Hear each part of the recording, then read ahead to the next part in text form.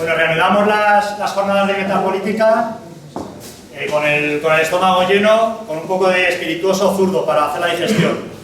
Fernando Márquez, por muchos conocido por distintas facetas, tanto por su faceta musical, con los distintos grupos, por su faceta de escritor.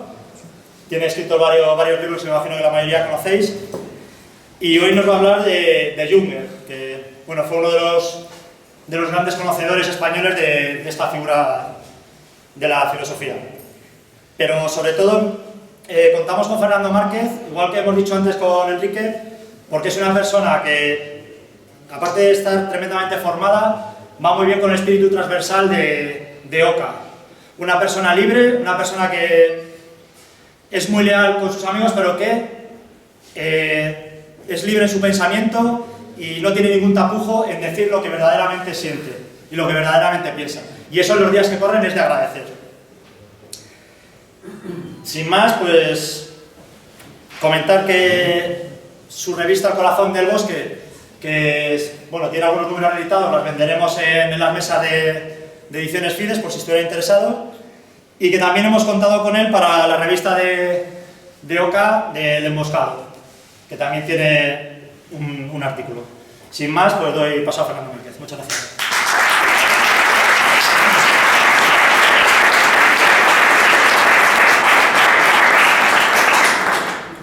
EJ es el arca luminosa e iluminadora, el luminarca de Noé en que refugiarse del encapotamiento de nuestra época, poniendo proa hacia horizontes redentores. Esta perorata repasará su huella en mí y en mis prójimos, y así, desde mi percepción y experiencia, aportaré lo que pueda sobre él. En su centenario, en mi revista, dejé claro su vínculo con quien nos ocupa. El pasado 26 de marzo se cumplió el centenario del nacimiento de Ernst Junger. Desde El Corazón del Bosque no vamos a redundar en panegíricos, ya que si cabe un especial honor a esta publicación es el de ser hoy la revista española jungeriana por antonomasia. En nuestras páginas se asume todo Junger: el emboscado, el psiconauta, el nacional bolchevique, el anarca, y precisamente desde la conciencia de seguidores profundos de Junger hacemos del Corazón punto de encuentro en el que rompen las olas presuntamente opuestas de un Antonio Escotado y de un José Luis Ontiveros, de una Tessa Duncan y de un José Carlos Aguirre, de un Jim Morrison y de un Alexander Dugin, de chamanes y de guerreros, del oeste Sioux y del este altaico, del imperio personal y del imperio en comunidad, antítesis de nacionalismos avasalladores. Junger supone un estilo, lucidez y caballerosidad, mirada de águila con la que abarcar el futuro frente a las histerias de los cerdos que chillan sin entender cómo también las épocas mueren para dejar paso a otras que se asomen a la aurora. El Corazón solo pretende eso, ofrecer estilo para depurar el combate, para no repetir los errores de anteriores insurgencias, para asumir el tiempo audaz, serenamente. Nos resbalan como a Junger los anatemas contrapuestos que las mentes estrechas arrojan sobre nosotros. No estamos ni con esto ni con aquello, ni con los unos ni con los otros. Terceristas viscerales, siempre procuraremos romper los falsos dilemas. Como Junger, siempre usaremos de nuestra libertad como un arma frente a la entropía.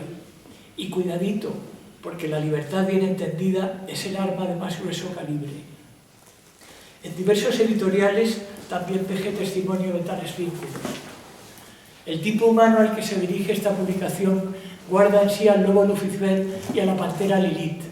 Es, pese a su ausencia de look transgresor, mucho más ajeno al statu quo que tanto fantoche presuntamente inconformista de tribu urbana.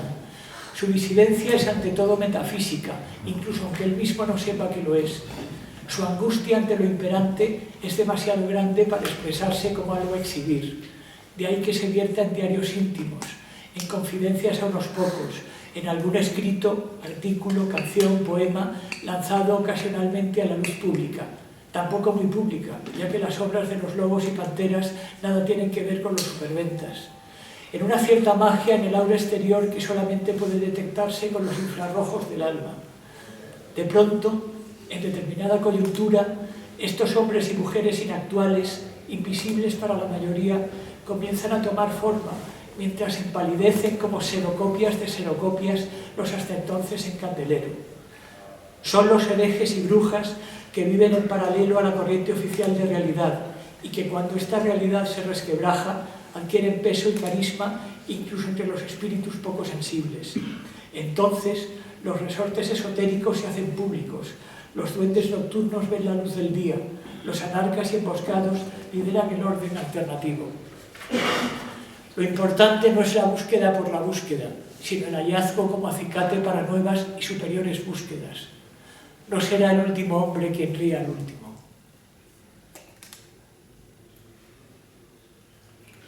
Invitado por Isidro Palacios a unirme a la asignatura de su intento metapolítico Próximo Milenio, inicié una columna corazonesca homónima de la revista. En la primera entrega lo sé a EJ de este modo. Hablemos un momento de Jünger, santo patrón de las iniciativas corazonescas. Desde el corazón del bosque se asume a Jünger, a todo Jünger. Con la brújula firme del Jünger psiconauta se contesta al prohibicionismo sobre sustancias psicoactivas desde un prisma de tercera posición antiburgués, sacral, ajeno a profanas reclamaciones de frikis consumistas. Con la brújula firme del Jünger emboscado, a los que, como bien denunciaba Jan Ziegler, usan la excusa de la defensa de los derechos humanos como martillo de insurrecciones antimundialistas, les replica que el primer derecho y deber humano es el de la soberanía personal y comunitaria. Con la brújula firme del Jünger nacional bolchevique se aplauden los encuentros que, iniciados en Rusia al alborear los 90, hoy van extendiéndose por toda Europa. Encuentros entre disidentes de muy diversos orígenes, pero todos unidos en la común voluntad de contestar integralmente al desorden establecido y de construir en profundidad un orden alternativo. Sea desde el combate cultural, desde la reflexión metapolítica, desde el análisis táctico, desde el activismo responsable, espíritus libres en todo nuestro continente se están moviendo al compás de la nueva década para acelerar el tiempo del cambio. Cuando escribí esto, la cosa tenía mucho de entelequia. Ahora lo estamos viviendo gozosamente cada día. Y en una de las últimas entregas del Próximo Milenio dedico estos párrafos a la figura del anarca. Yo me quedo con otro personaje antiutópico, con Martín Benatar, el anarca concebido por Jünger como la culminación de una serie de arquetipos. Primero fue el titán llamado trabajador, homo faber vestido con la seda tecnológica, pero homo faber al cabo. Después el humano, demasiado humano, llamado al corazón del bosque, a la raíz, huyendo de la nave, de la talasocracia, de piratas y filibusteros, de aquellos generadores de usura contra los que el poeta Pound juró odio eterno. Por último, el ideal, el anarca, el superhombre, el que sublima la rabia ciega de los titanes y el odio húmedo e imperfecto de los emboscados en desapego, en desprecio, desprecio con mayúsculas, odio limpio de todo humor, seco, petrificado, pulverizado, químicamente puro, hecho láser letal contra el sistema. Ese odio que, como decía Sartre en una anterior entrega a esta corazonesca sección, es el único tesoro del indígena víctima de la colonización. Un odio que en el anarca trasciende el mero sentimiento individual para hacer suyo un sentimiento comunitario, telúrico, inmemorial, común a vivos y a muertos, una asunción de odio más junguiana que freudiana. Porque el anarca no es esclavo, sino señor de su odio. Lo dirige, se prepara, toma impulso y espera a la mayor economía de actuaciones. En este sentido, el anarca es el opuesto al violento de tribu urbana, que actúa sin saber muy bien ni lo que hace ni a quién beneficia su violencia en último término. Frente a este, digno hijo de un mundo donde se incentiva lo virtual, donde la acción se vive como simulacro, como juego de rol y por tanto se tiende a su derroche, el anarca asume la acción desde lo real. Incluso me atrevería a decir que, dada su mayor conciencia, la asume de manera hiperrealista, viviéndola como riesgo, tendiendo así a la economía. Cuando él lo decida, actuará, y con muy poco gasto de energía, sin aspavientos. El anarca como ideal es un horizonte. Nunca lo alcanzaremos, pero si nos lo proponemos, cada día nos hallaremos más cerca. Orientándonos hacia su luz, nuestro actuar deja de ser anécdota para crecer como categoría. Una categoría que, con más fundamento que otras formas de actuación, puede batir al desorden establecido y revivir la realidad hacia un orden alternativo. Tras la primera ingesta enteogénica de ayahuasca la noche anterior, mi escudero corazonesco Carlos Aguirre y yo asistimos en el Escorial al acto del doctorado honoris causa a EJ. Aguirre escribiría más tarde, entre otras, estas líneas. La panorámica visión de la obra del hermeneuta de Wilflingen hace girar todo su pensamiento sobre un retorno más que al origen del origen. Origen que responde a la nostalgia que del ser en plenitud sentimos los hombres sometidos a la temporalidad. Origen percibido como lejana y esquiva evocación a través del filtro de nuestra percepción. El emboscado es la ineludible figura de salud acuñada por EJ en una aldea global apestada de incertidumbre y ausencia de mitos. Albert Hoffman señala la aproximación como el hilo conductor de la mitología jungeriana. ¿Aproximaciones a qué? El autor se refiere a nuestra capacidad de experimentar y descubrir aproximaciones a lo intemporal, a lo infinito, aproximaciones al misterio de la vida y de la muerte, al misterio del propio yo. EJ encontrará en el uso de enteógenos, LSD o peyote, el pájaro de fuego con el que elevarse sobre los grandes nudos gordianos y las ausencias a los que se enfrenta el hombre moderno. Aproximación al origen. La mitología jungeriana considera el arte como una manera de trascender.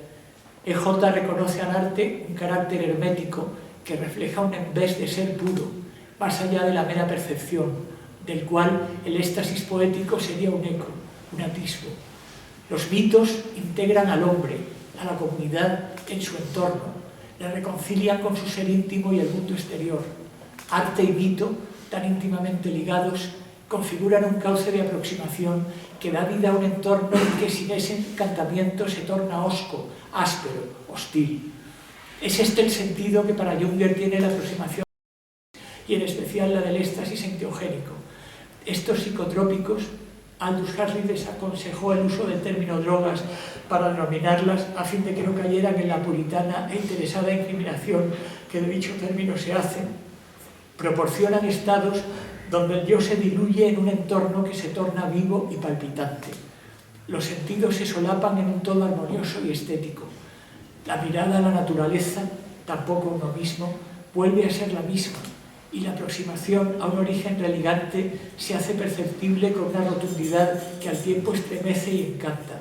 En un mundo tan abandonado de duende como el presente, tan explotador de la tierra, tan nihilista y negador del espíritu, EJ encontró en los enteógenos un cauce de superación de la dualidad yo-entorno, de reconciliación con la tierra. Si Aguirre se sintió gravitar en lo jungeriano con la doble impronta de la ayahuasca y aquel evento escurialense, es lógico que su devenir se decantase tras la experiencia corazonesca hacia lo psiconauta. Pero hubo alguien a quien Aguirre ya había conocido en los 80 y que entraría en mi vida justo cuando se acabó El corazón del bosque, que trascendía la tentación monotemática para situarse en un plano a la vez interior y panorámico. No más EJ que el propio EJ, pero sí como su criatura más cercana en el ámbito español. Hablo del Zen-meister Tacla Macam, alias Rafa Castilla. Él recoge la nuez, el meollo de la ética jungeriana, el más allá del bien y del mal superador de Nietzsche, el hincapié en la dosis de la luz y la oscuridad frente a los estériles dilemas que ensucian el impulso maniqueo, solo asumido en nuestros días por la cátara honoraria Simone Weil. Espigo algunos momentos del Zen-meister y empezaré con este párrafo en el que parecen desembocar tanto la mentada Weil como nuestro EJ. En realidad, el único revolucionario es el santo. Respecto de él, todos los revolucionarios no son sino reformistas, en el mejor de los casos. Y no es otra historia, sino la historia. De hecho, es la auténtica historia. El ser humano tiene un origen y un destino. Procede del infinito. Llámalo Dios, Alá, la mente búdica universal, y a él vuelve. Origen y destino son una sola cosa. La clave reside en experimentar como hombre esa identidad esencial y desarrollar su perfección hasta superar su condición únicamente humana y sobrehumanizarse. En el fondo, Este es el objetivo que persiguen todas las tradiciones espirituales, y para lograrlo se sirven de métodos sustancialmente idénticos. El fin último es la transmutación.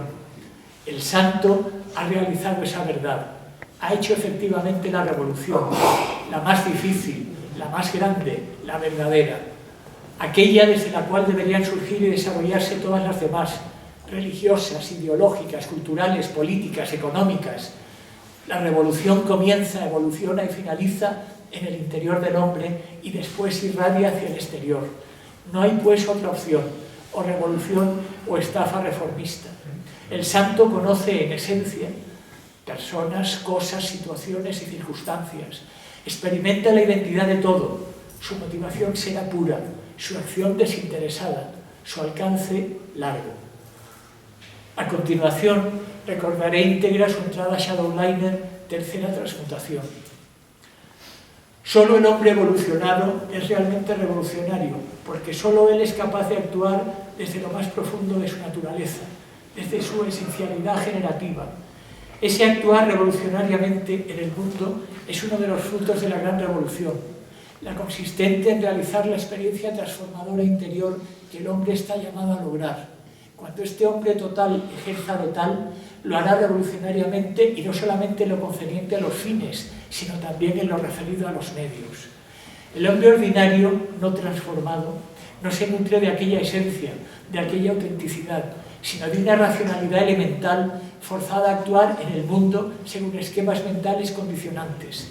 El hombre elemental, limitado por su incomprensión de la identidad e interacción última de todas las cosas, actuará lastrado por toda clase de dualismos de bajo rango, dualismos burdos, inútiles siquiera para conducir a través del hipotético y selecto procedimiento del nihilismo vitalista hacia superaciones integradoras, dado que esta última vía requiere una predisposición cada vez más infrecuente y porque además esos dualismos han logrado convertirse en mitos referenciales y de autoafirmación para una burguesía cada vez más necesitada de terrenos sólidos que caminar, pero también de ocios y vías de escape más y más intensos.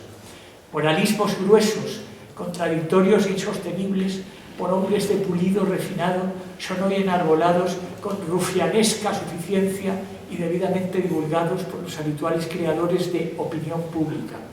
Fobias y filias de marcada raíz psicótica son esgrimidas triunfalmente como rotundo argumento por los diversos humanismos subhumanizantes. El hombre masa, permeable a todo eso, carece de intuición para lo elevado, para lo noble, para lo heroico, para lo que se halla más allá de sí mismo. Y por esa misma razón, recordando un aforismo nietzscheano, tiene en cambio siniestros sentidos para actores y comediantes de grandes cosas. Incapaz de aspirar a la verdad, aspira solo a la libertad. Cuando un hombre como este se involucra en pugnas en las que se sustancian cosas decisivas, cabe prever con espanto lo que sucederá. ¿Hará falta acudir a la historia de las revoluciones políticas para verificarlo? Y acabaré esta breve glosa del Zen-Meister y su impronta jungeriana con unas reflexiones suyas sobre el tema del mal. El problema del mal, en términos humanos, es aprensible por los sentidos, está ahí. Pero tomemos distancia como hacemos con un hormiguero, donde las hormigas rojas, guerreras, atacan a elementos conservadores, las hormigas negras.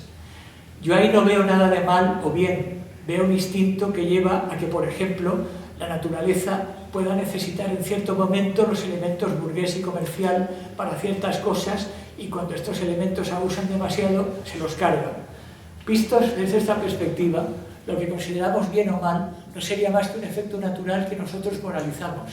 Pero si no hay moral, porque se supone que el hombre desarrollado no la tiene, la supera, entonces ¿qué mal hay?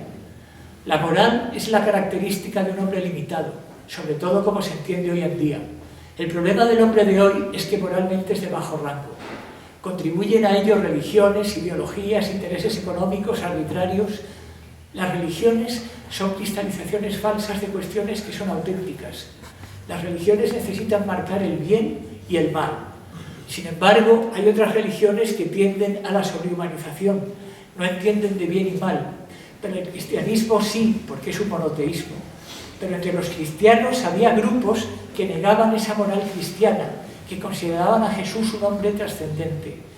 Pero eso choca con la moral de esclavo que difunde la Iglesia actual. Un hombre no ignorante trasciende, las personas elementales no trascienden. El mal es la ignorancia de no saber qué se es. Cuando no sabes qué eres, crees ser cualquier cosa. Podría ser una conclusión. El mal es la ignorancia y a partir de ella se generan los miedos y con los miedos el control social. Cuando hay miedo, el hombre no evoluciona. El gran miedo es el miedo a la muerte, es el peor miedo del burgués, el miedo a perder. El principal elemento negativo de la conciencia burguesa es el ego, no saber desapegarse. Incluso surgen ideologías a partir del miedo. En estos tiempos de funambulismo, entre la disfuncionalidad y la voluntad de supervivencia, entre la degeneración y la regeneración, estos párrafos de J van al pelo. Lo importante es ver que de nuestro mundo se ha apoderado un aflujo nuevo y todavía indomeñado de fuerzas elementales, bajo la seguridad engañosa de unos órdenes anticuados que únicamente son posibles en tanto dure la fatiga.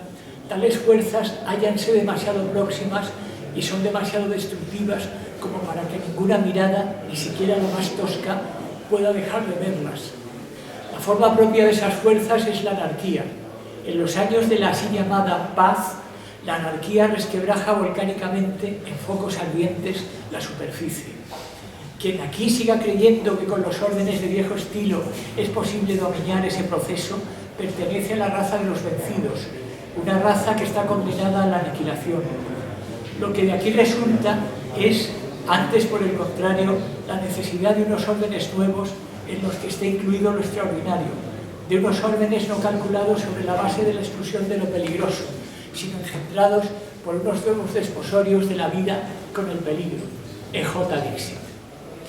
La paz no debería estar fundada únicamente en la razón humana, limitada a ser un contrato jurídico concertado entre hombres. No podrá durar si no existe a la vez como contrato sagrado. Y sólo así cabrá llegar hasta la fuente más honda del mal, la que emana del nihilismo. Si no se produce ninguna modificación en él, ¿de qué servirán los tratados? Hemos visto imperios que se adornaron con elevados edificios, con construcciones audaces, y que hoy están convertidos en montones de escombros. Vuelve así a mostrarse que ninguna bendición se basa en el trabajo babélico. E.J. Dixit, anticipando pero orgullescamente por aquello de Babel el 11S. Mi entrada a Naturocracia en la web Shadowliner se abría con estas dos citas de E.J. Hay que ser capaz de ir al bosque incluso sin bosque. ¿Qué significa la fascinación por la inteligencia inherente a la naturaleza, por el genio de la materia, el orden del universo, que se asemeja a un reloj sin relojero? En ese asombro se produce una nueva concepción del principio. Quien crea en ello puede ser ateo, pero no incrédulo. Esa entrada acababa con estas líneas mías inconcebibles y la influencia esclarecedora de E.J. Naturocracia es atender a quienes amamos, admiramos, odiamos, tememos e ignorar a quienes despreciamos. Naturocracia es confiar en lo no humano como única vía para resolver el actual cul-de-sac que supone la condición humana y su presencia sobre la sufrida y curtida piel de Gaia. En mis blogs, uno de los cuales, Luminar 21, lleva su idea y efigie en la cabecera, E.J. inspira no pocos de sus más atinados párrafos. Así, la historia de la especie humana es la de un envilecimiento, el envilecimiento del combate y con ello la progresiva pérdida del sentido de la realidad al alejarse cada vez más del original torneo cuerpo a cuerpo para adentrarse en los informatizados juegos de guerra en los cuales, cuanto más se virtualiza la acción, más indiscriminado resulta el objetivo a combatir y más se pretende difuminar la responsabilidad. Juncker ha escrito muchas y muy diversas páginas sobre esto. De hecho, su obra toda podría sintetizarse en una reflexión última en su profundidad de envilecimiento. Seísmos por doquier. Si Juncker fue considerado sismógrafo de las inquietudes de su tiempo, hoy podemos, a la inversa, considerar este planeta convulso y temblón como reflejo del alma de una humanidad titánica, de Titanic, se entiende, que ha decidido despeñarse en caída libre? La rebelión con mayúscula contra el desorden establecido implica dignidad. Esto es dignarse más que indignarse. O lo que es igual, frente a tanta gracia fácil, yo me afirmo en mi pulsión de siempre, la que me llevó al margen. Qué buen vasallo si hubiera buen señor. Otro colaborador en mis iniciativas, Luigi Landeira, se pertrechó de miserias en su ingrata experiencia como miembro de mesa electoral con la emboscadura, eligiendo con venenoso cuidado algunas de las líneas más agudas de esa obra para salpimentar su crónica. Aquí las recojo. El maelstrom es el embudo, es la resaca irresistible hacia la cual atraen el vacío y la nada. La actitud consistente en no participar en las elecciones es una de las que llenan de inquietud a Leviatán. La puesta en escena de las elecciones se propone hacer creer a nuestro hombre que se encuentra muy solo. Y no solo eso, la mayoría debe resultar imponente no solo por su número, sino también por los signos de una superioridad moral. Vemos cómo el ser humano está llegando a una situación en la cual se le exige que él mismo genere unos documentos que están calculados para provocar su ruina. Y son a menudo cosas tan irrelevantes las que hoy en día provocan la ruina. O bien poseer un destino propio, o bien tener el valor de un número. Esa es la disyuntiva que hoy nos tiene impuesta a todos y cada uno de nosotros. Todos y cada uno de nosotros nos encontramos hoy en una situación de coacción. El emboscado no le permite a ningún poder, por muy superior que sea, que le prescriba la ley, ni por la propaganda ni por la violencia. Al ofrecerle a nuestro votante la papeleta de voto, se le ofrece la ocasión de participar en un acto de aclamación. Solo una pequeña fracción de las grandes masas humanas está capacitada para hacer frente a las poderosas ficciones de nuestro tiempo y a las amenazas que irradian de ellas. Las preguntas arremeten contra nosotros con un rigor y una urgencia cada vez mayores, y nuestro modo de contestar adquiere una significación cada vez más grave. También el callar es una respuesta. Nos preguntarán entonces por qué hemos callado en tal momento y en tal lugar, y nos pasarán factura. Quienes tienen el poder colocan en un escalón más alto en su jerarquía al delincuente común que al hombre que contradice sus propósitos. Si las grandes masas fueran tan transparentes como asevera la propaganda, si sus átomos estuvieran tan orientados en una misma dirección, entonces se precisaría una cantidad de policía no mayor que el número de canes que necesita el pastor para cuidar su rebaño. No es eso lo que ocurre, sin embargo, pues en el seno del gris rebaño se esconden lobos, es decir, personas que continúan sabiendo lo que es la libertad. El auténtico problema está en que una gran mayoría no quiere la libertad y aún le tiene miedo. Para llegar a ser libre hay que ser libre, pues la libertad es existencia. La libertad es ante todo la concordancia consciente con la existencia y es el placer, sentido como destino, de hacerla realidad. La última esperanza que queda es que el proceso acabe devorándose a sí mismo, como un volcán que ha arrojado toda su lava. En mi reseña de Eumespil hago una semblanza que trata a la vez de sintetizar y de trascender la obra en concreto. Estoy con aquellos que no aceptan terminales ni coartadas ideológicas como la verdad absoluta, que no delegan en otros su integridad y su criterio, que nunca serán rehenes de la cantidad ni traidores a la cualidad, que desde sus percepciones y sus fantasmas y sus cicatrices y sus esperanzas buscan siempre lo mejor como horizonte y no como enemigo de lo bueno, que solo pueden funcionar como agentes agitadores al servicio de su propia potencia, personal, intransferible.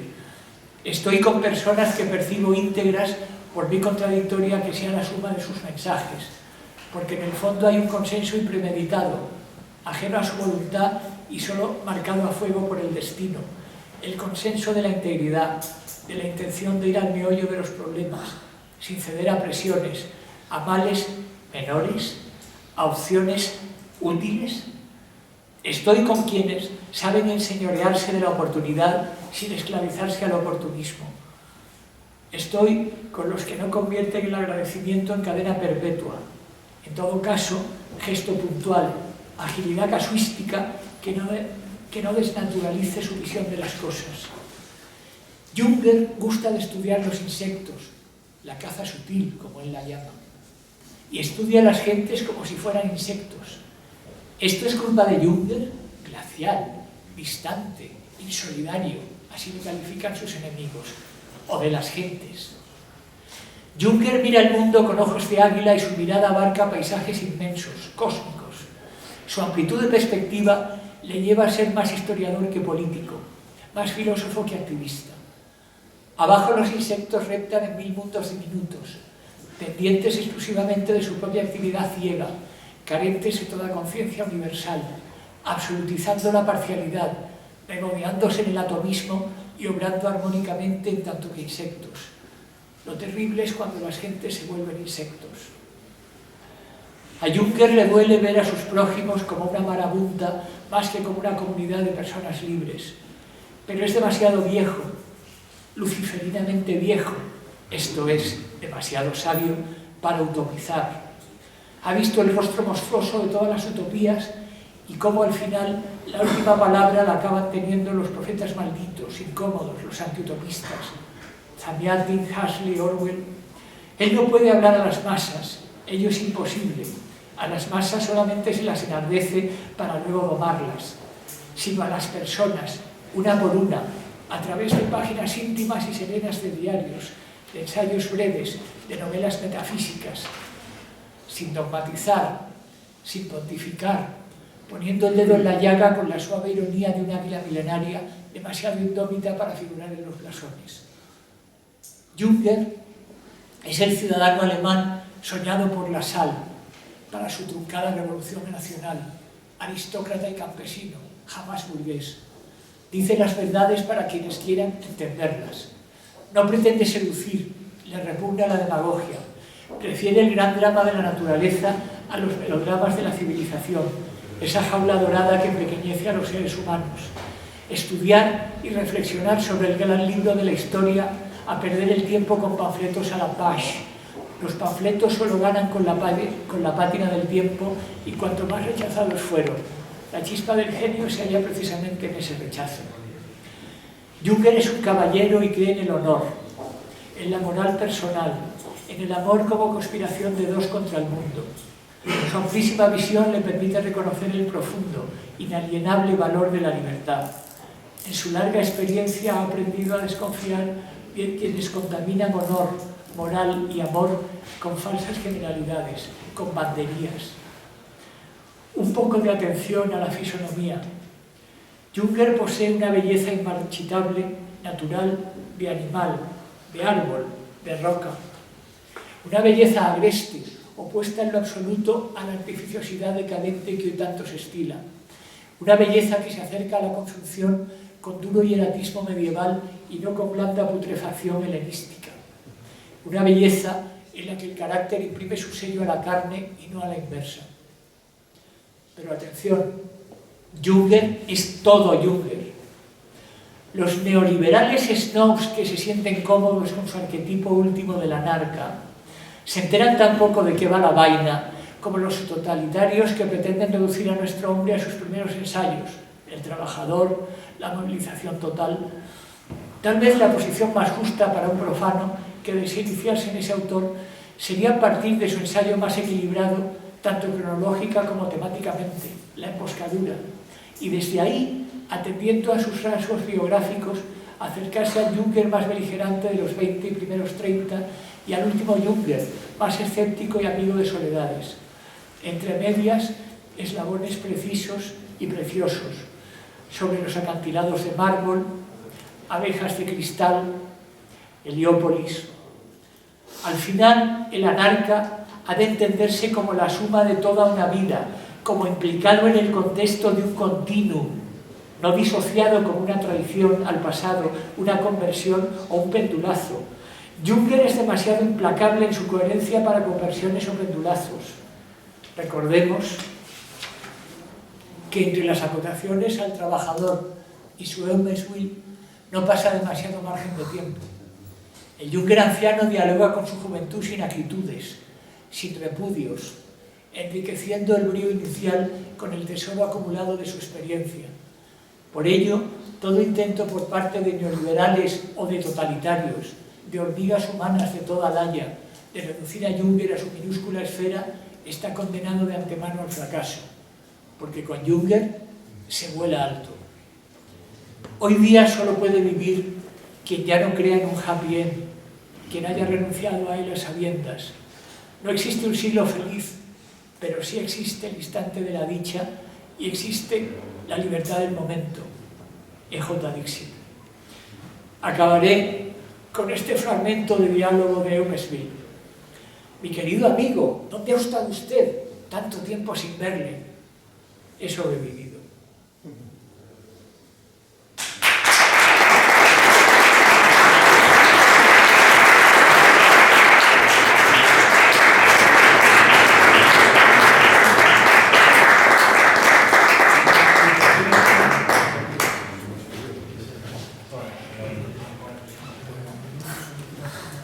Pues nada, si hay un pequeño turno de preguntas, si tiene alguien que hacer, y si no, pues... ¿Alguien se anima? Vale, no toco Fernando, no sé.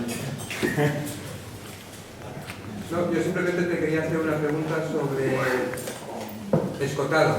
Sí. Te acabo de sacar una trilogía ahora mismo. Y reconozco que no he tenido el valor de leerla, pero ¿cómo lo encajas con Junger? No, yo he escotado, claro, aquí hay una parte que tiene punto en cuanto a que es textual, documental, temporal, o sea, documento cronológico. De los nombres, hay algún nombre que se descuelga de los que colaboraron en El Corazón, a los que fueron citados, y quizás uno de los primeros sería Escotado. En el momento en que Escotado empieza a mitologizar a Hayek, yo borro a Escotado de mí. O sea, por eso, pero en parte ya cuando en esta parte final estoy hablando de los neoliberales y de la anarca, yo ya tenía un poco la mosca tras la oreja con Escotado. O sea que ya me estaba oliendo un poco rarillo. ¿Que se puede definir a Escotado como un anarcocapitalista? Sí, un libertarian que es curioso porque hay que recordar que, por ejemplo, la musa de los libertarian, Ayn Rand, que yo soy gran defensor de Ayn Rand, porque Ayn Rand es una señora que adora a Nietzsche, sí, respeta a Mises, discute con Hayek y acaba escupiendo sobre Friedman y no vota a Reagan. O sea, hay que situarla fuera de los que pretenden.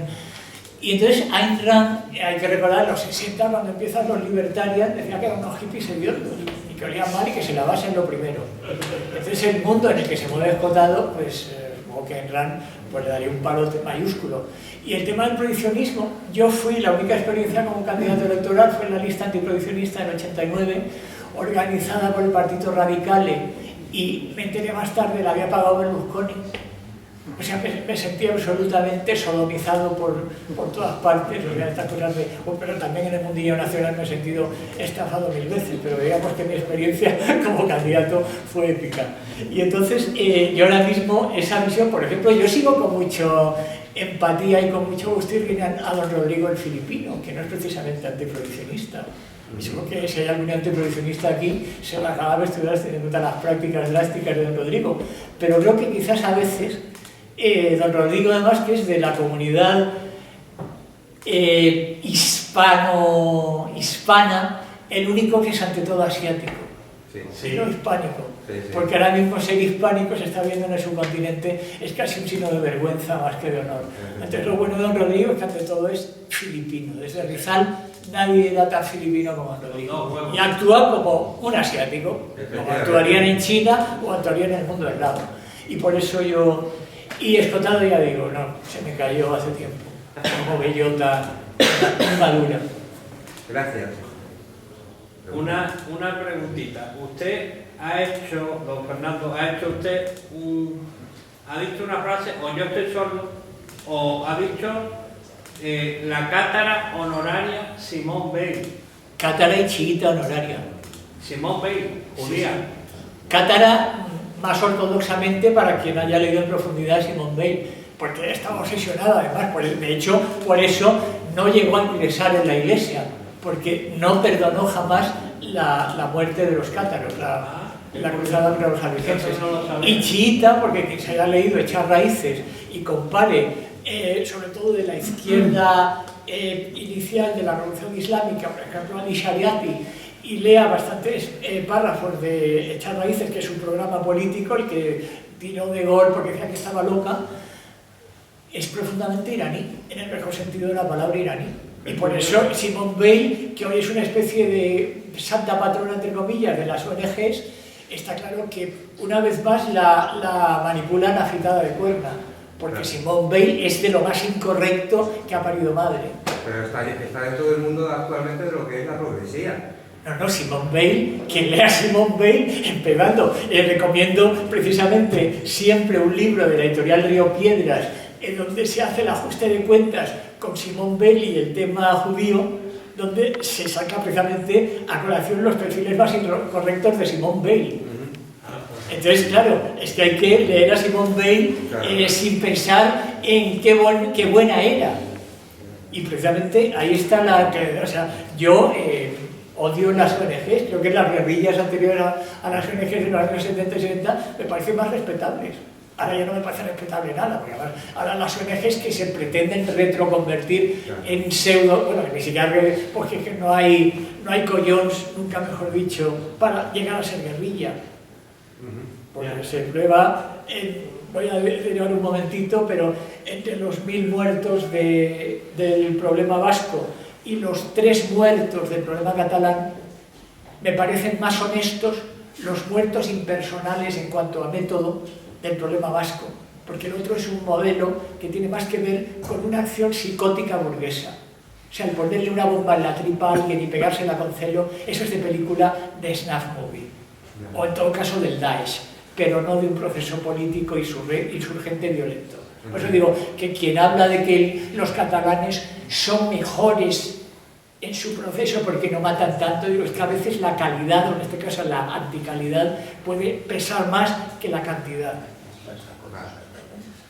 Disculpe, otra vez, una vez que haya hecho referencia a Rodrigo Duterte, sí.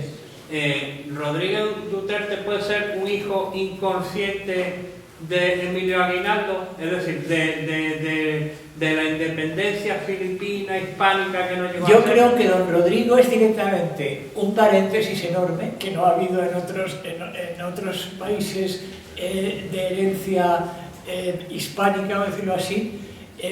Quizás lo bueno de Filipinas es esa especie de paréntesis, de cápsula de tiempo, o sea, llega a los Estados Unidos y se acabó la tontería. Y allá pasa un siglo, más de un siglo y tal, y de pronto llega este señor. ¡Pum! Entonces es como un poco como lo de que se decía de los países del este que habían estado congelados con el... No, aquí es al revés, han estado congelados con los Estados Unidos. Entonces eso es lo bueno, porque se han ahorrado cantidad de demagogia.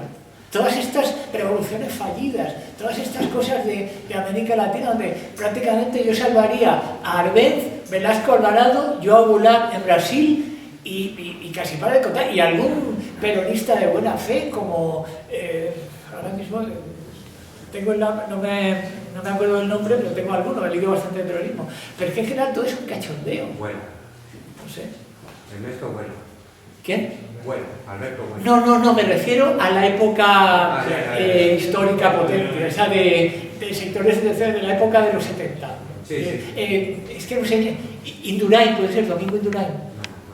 Creo que ese era el veterano, digamos, de la izquierda peronista de aquellos años. Bueno, estamos ya yo es que enseguida meter catar corto porque empieza a derivar a la primera.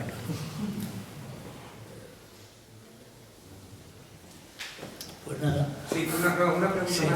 Cuando Junger se refiere a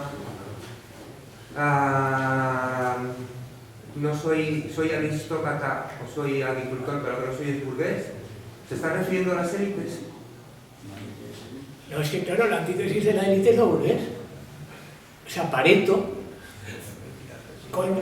da una definición muy buena de lo que puede ser conciliar democracia y élite cuando habla de la circulación de las élites.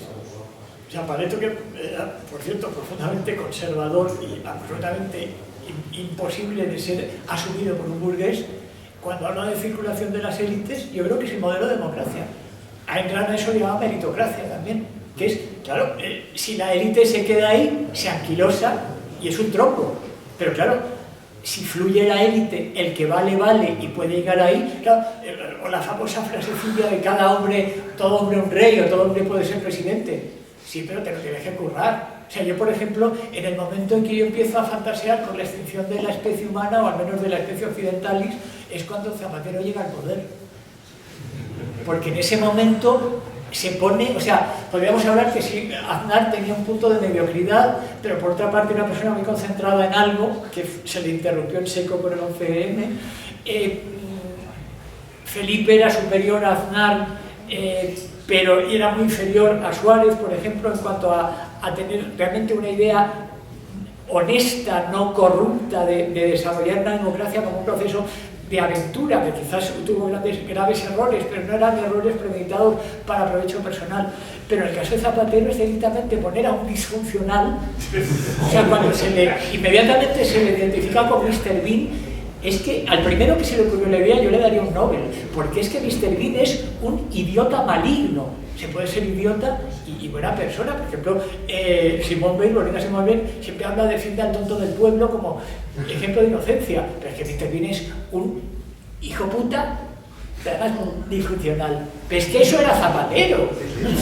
O sea, que Viviana Ido fuese ministra es un insulto. Y cosas que están pasando ahora en nuestro país no pasan en ningún otro país del mundo. En ningún otro país del mundo hay cuotas de poder como las que aquí tiene ni el Procés, ni Podemos, ni fulano de tal, ni el perfil bajo que mantiene el gobierno hay en ningún otro país del mundo. Entonces, claro, hemos llegado a ser la democracia mejor, según los cánones, que pueda existir. Con lo cual, si el colmo de la evolución humana es lo que estamos viendo aquí, yo quiero que vengan los simios. Yo cada día estoy más obsesionado con que los simios tomen el poder de una vez. Zayus es el